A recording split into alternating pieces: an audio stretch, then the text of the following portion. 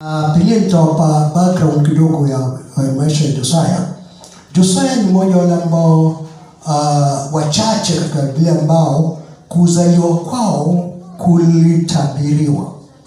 Ukisoma katika Wafalme wa kwanza mlango wa 13 utakuta kwamba wakati Jeroboam ambaye kwako ni ndiye alianzisha dhambi katika taifa la Israeli, kwanza alileta akuu, aligawanya Israel into two, kukabakia na Israel ya Jerusalem na ingine ikawa Samaria.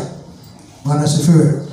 Na wafalme ambao walitawala Jerusalem ndio walisema kwamba wafalme wa sawa au legitimate kings ambao walikuwa kwa wana wa Juda.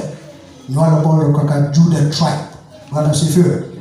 Na ile wale wengine ambao katika Samaria walikuwa kwa tu miongoni mwa wale ambao walizaliwa kutoka kwa hili kabila lote lile lilikuwa na mfalme wakati fulani. Bwana asifiwe. So Jeroboam alipofanya hiyo mambo na akageuza part two nations, yeye akachukua ile la Samaria makabila 10 akawa ndio mfalme anaongoza hao. So ikatokea kwamba kila wakati wa ile wanaita Feast of Tabernacles au kulikuwa na ibada maalum ambayo inaitwa the Feast of Tabernacles, na wana wa Israeli wangekuwa na kipindi cha kufurahia au feasting, na kilikuwa imepangwa wakati wake.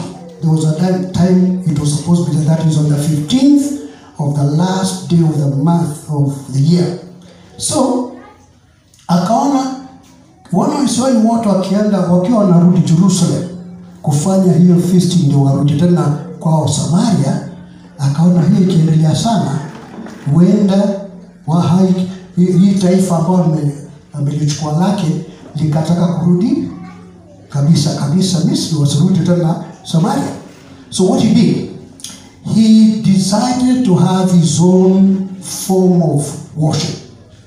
Akatengeneza madhabahu mawili ambao sasa akawaambia, nyinyi sasa hamna haja kurudi Jerusalem kila wakati wa ibada ya mwaka. Hamna haja kurudi, abuduni tu hii hapa. Alafu akachimezea pia makuhani wake ambao sio wasawa. Kumbuka Mungu alikuwa amesema kwamba makuhani watatoka tu katika kabila la Walawi. Yeye akachukua tu wake kwa kujipachika akaweka hapo. Na kumbuka sio ibada ya sawa, sasa ibada ya sanamu sasa inaendelea. So on one occasion, on First Kings chapter 13, wakati ameleta uovu katika Israel, na yuko katika kipindi cha kuabudu, wanaabudu katika hiyo madhabahu yake ya kishetani, kukatokea nabii. Let's read from verse 1 to 3.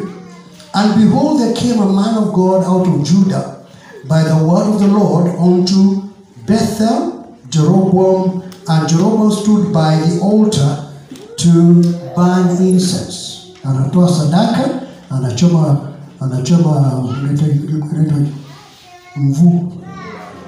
uvumba, anachoma uvumba kwenye yale madhabahu. Then this man of God cried out and said, he cried out against the altar in the word of the Lord and said, O altar, thus says the Lord, behold, a child shall be born unto the house of David, Josiah by name. In other words, in future, siku zijazo, kutazaliwa kijana katika jamii ya Daudi atakayeitwa Josiah. Bwana sifiwe. Alafu pia akatoa vile atafanya, Josiah akizaliwa vile atafanya. Kumbuka hii ni ibada ya kishetani ambayo huyu jamaa ameanzisha hapa na Mungu amechukizwa nayo. Sasa Mungu anawaambia kwamba a child shall be born in the house of David called Josiah. And upon thee shall he offer the priest of the high priest that burn incense upon thee, and the men's bones to burn unto thee. Yaani akamwambia kutazaliwa kijana anaitwa Josiah, Na huyu Josia akizaliwa, mojawapo ya misheni yake ambayo amepewa na Mungu ni kwamba atawachoma nyinyi makuhani wa madhabahu mabaya hapa. Atawachomeni nyinyi kwenye madhabahu yenu. Bwana sifiwe. Now he's actually coming to destroy that form of worship. Bwana sifiwe. Sasa ukija sasa katika Chronicles ndio tunaona Josia amezaliwa. In chapter 34 of 1 Chronicles, Josiah is born, and now let's look at what happens to him or what he comes up with. Just 34 of 2 Chronicles. Bible says, Josiah was 8 years old when he began to reign, and he reigned in Jerusalem 31 years. Josiah alipozaliwa alifanywa mfalme akiwa na miaka 8. Kamisi, kuna mtoto wa miaka 8 hapa. Mtoto wa miaka 8 hapa. Somebody help us. Mzazi fulani ukamboka na mtoto wako wa miaka 8. Kama kuna mzazi kwa miaka 8, hebu tuone mtoto asimame. Mtoto wa miaka 8? Aha. Okay. So tazameni hao wasichana wawili. Hao kwa miaka. Hakuna kijana wa miaka 8. Now, I'm just showing you. Ni katika umri huo Josiah alifanyika mfalme. Now picture that. Weka katika akili yako. Yuko na miaka 8 na amefanywa kuwa mfalme. Bwana asifiwe. Okay. Halafu tunaona vile ambavyo alianza kufanya. And he did that which was right in the sight of the Lord, in the ways of David his father. Now jambo la kushangaza ni kwamba Daudi katika hiyo miaka yake 8 somehow ni kama alimjua Mungu, na aidha vile alikuwa anajua kikuzwa stories ambazo alikuwa akiambiwa, ni kama alikuwa na moyo wa kumpenda Mungu tayari. Now wacha niwape hata even a deeper background ambao mtajua challenge uko nayo. Josiah kabla hajazaliwa na kabla alikuwa mfalme, baba yake alikuwa mfalme, lakini kuna babu yake ambaye alikuwa anaitwa Manase. Na Manase alitawala wana wa Israeli kwa nusu karne, miaka 50 ya uovu. Ni mmoja wapo wa wafalme ambao walikuwa waovu zaidi katika taifa la Israeli. Yeye na mgeni ambaye anafanana naye ni Ahab, mume wa Jezebel. Bwana sifiwe. Now,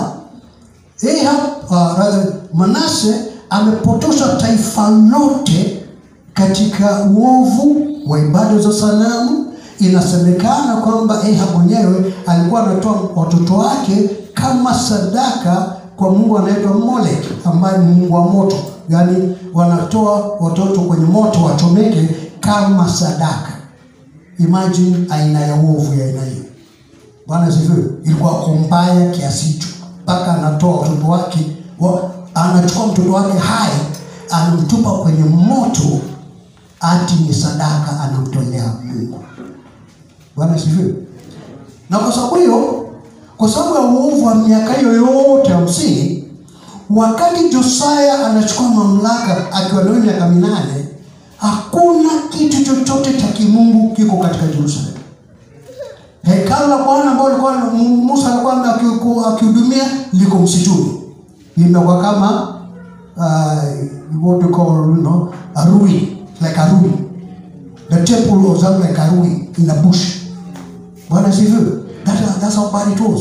Hakuna na Bwana popote. Mambo ya Mungu alisha kitambo. Miaka 50 umekuwa katika kuabudu wa sanamu, and now in that state ndio sasa Josiah amezaliwa na mwaka wake wa 8 anafanyika mfalme. Bwana sifiwe. Now tuendelee. Anasema, for in the 8th month, to show you how he loved God and followed the God of his father David, for in the 8th month of his reign, while he was yet young. Alichukua mamlaka akiwa na miaka 8. 8th year is how many? Is how old now? Just a teenager. 16, just a teenager. Bwana asifiwe. So at 16, look at what he began to do. While he was yet young, he began to seek after the God of David. Now, kumbuka, tunazungumza kuhusu kijana ambaye amezaliwa wakati hakuna Mungu. Wametawaliwa na mfalme aliwafundisha kuabudu sanamu kwa miaka nusu karne. Daudi mwenyewe aliishi kitambo, alikufa kitambo. Kwa sababu kumbuka kwamba ufalme wa Israeli walianza kutawaliwa kwanza na nani? Sauli, alafu akaja Daudi, alafu akaja mwanawe. Sauli alifanya miaka 40. David miaka 40. Mtoto wa David ambao ni Solomon miaka 40. Baadaye Rehoboam na wengine huko chini mpaka unafikia kina Ahab, alafu unafikia kina Manase. So ni almost, you can almost say it's almost two centuries. What is it's a long way off. Lakini bado somehow anakumbuka kuna mfalme aliitwa Daudi ambaye alimpendeza Mungu, ambaye Mungu alipendezwa naye sana mpaka yani habari zake bado zinasisimua hata baada ya wana Israeli kupotea katika hali ya uovu. Bwana sifiwe. Now wakiwa na teenager namna hiyo akaanza kumtafuta Bwana. Na kwa sababu hajui mambo ya Mungu, kwa sababu ya yote yamekuwa sasa kama yameisha duniani. The Bible says that in the 12th year he began to purge Judah and Jerusalem from the high places. Akaanza kuangamiza ile miungu ilikuwa inaabudiwa. Yaani kwa kanisa mnazitaje altars. Bwana asifiwe.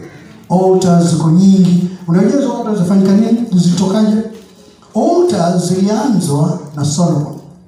Wakati Daudi alipokuwa mfalme, kitu ambacho Daudi alipanda ambacho Mungu alipatia ni cha kupigana. He was such a fighter that it was just his work. Yani Daudi kitu ambacho ukitaka kumwamsha tu mwambie kuna vita.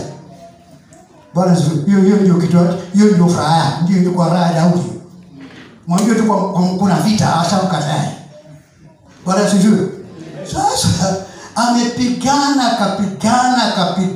kapigana na huko nampenda Mungu. Baada ya kunyamazisha mataifa yote, ndio anambia Mungu sasa, asante kwa kuniwezesha sasa, natamani nikujengee jengo.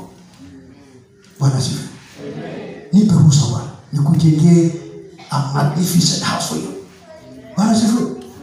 Nabii akamwambia Daudi, wazo ni nzuri, lakini Mungu anasema hata kuruhusu ujenge. Kwa sababu gani? Umemwaga damu nyingi.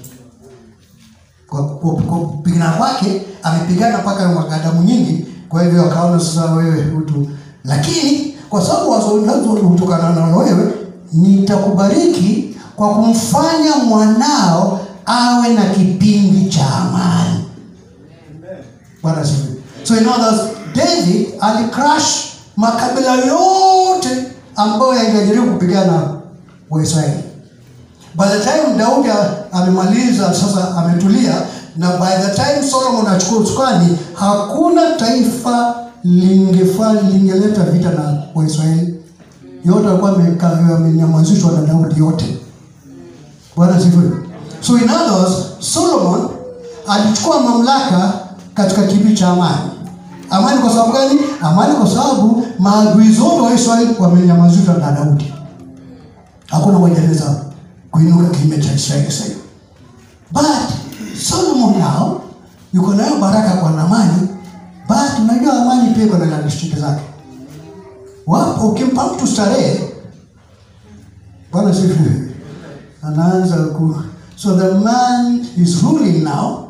Sasa hakuna shida, hakuna mtu anaweza kuleta vita na yeye wala nini. Sasa yeye ndiye anatawala katika kipindi ambacho kina amani.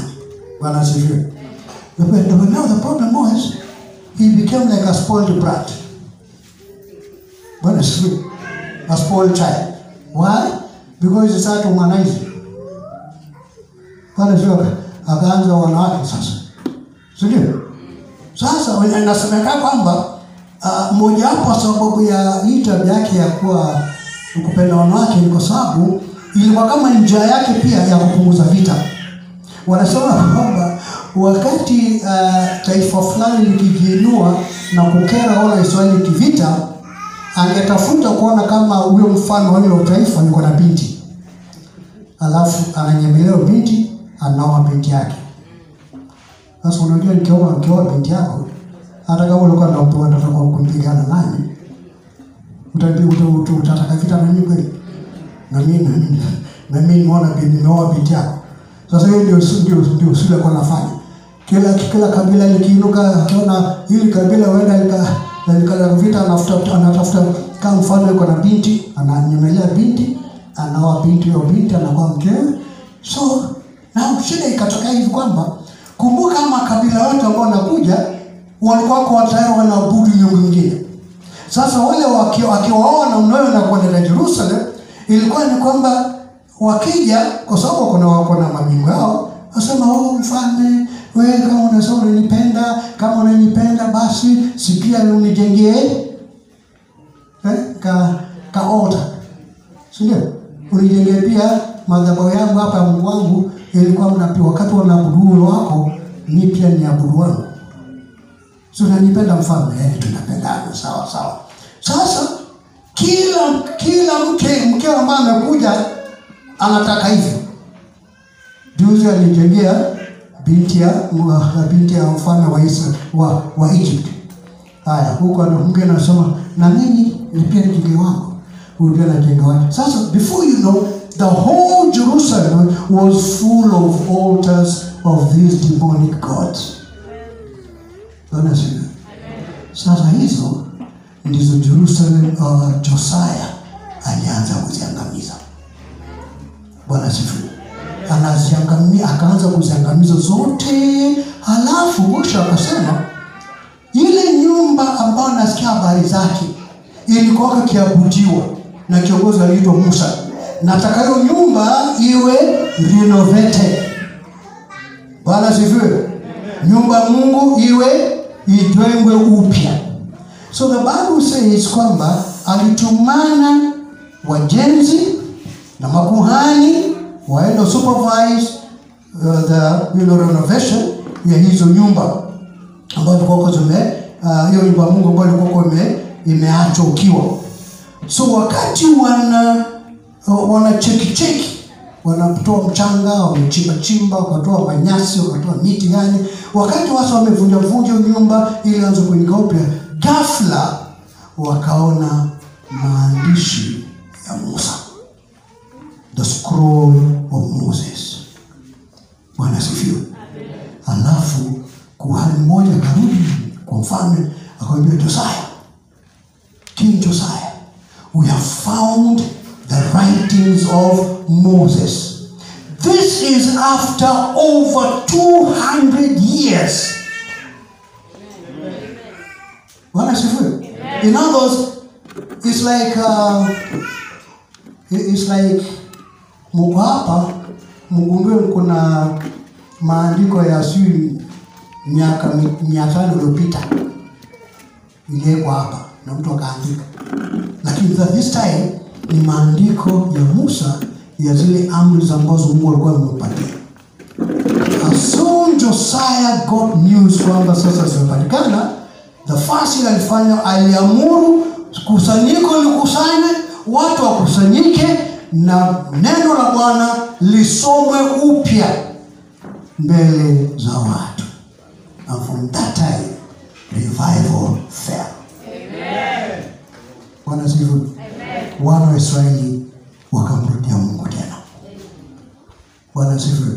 Now, hii story naongea hapa, I believe we are almost in a similar situation. Bwana asifiwe. Many of you are young, but if you look back, utakuta kwamba umekuja kuzaliwa na kuokoka wakati ambao kwa karne kadhaa, hata katika jamii yenu, pengine kina babu zako, babu yako, kina babu zako, babu zako walijua tu habari za makaya. Bwana sifiwe. Walijua tu ibada za sanamu, mambo ya kimila, mambo ya kikabila, mambo ya kimilima, yani kila aina ya uovu ndio ilikuwa inaendelea. Sasa wewe umezaliwa juzi, ukaokoka, alafu unarudi nyumbani, unaambia jamaa zako, "Mami, nimeokoka." Bwana sifiwe. Shangazi zako yuko pale nyumbani. Anataka kuuliza, kijana, msichana, akawazimu kenu kama mmeka kama kawazimu kana waingia nyinyi vijana kwa siku hizi. Ni nani katika hii ukoo ulisikia ameokoka? Bwana sifiwe. Ni nani katika huu ukoo ulisikia hata ameokoka? Sio mnatoka huko mnafanya mikutano yenu huko, unarudi hapo na nani? Ulisikia mtu ameokoka nyumbani? Ushauriwa mtu ameokoka katika ukoo huu? Bwana sifiwe. You are exactly the same situation. Amen. Bwana sifiwe. First, you are young. Kama sio young physically, you are young in the Lord. Bwana sifiwe. That's where you are, because you see, at first I came to commend you as a church. You commend now.